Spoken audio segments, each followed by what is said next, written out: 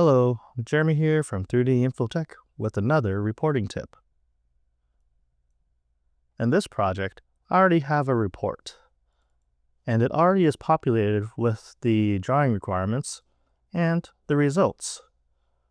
So this report is already ready to deliver to my customer.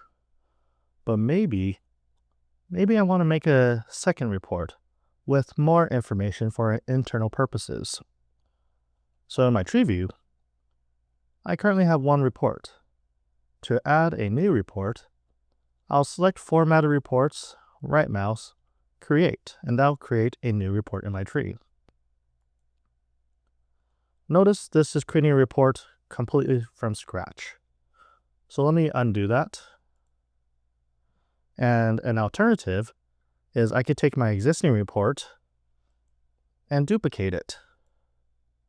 So you'll now see I have two reports in my tree view. Let me rename the second one to be Internal Report.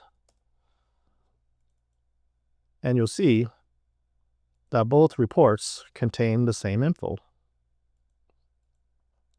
So now that I have two reports, how do I know which report will populate with new content?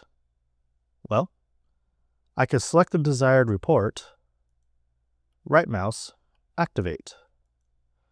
And you'll see that report is now displayed in bold letters. So when I return to my 3D scene and display the color scale,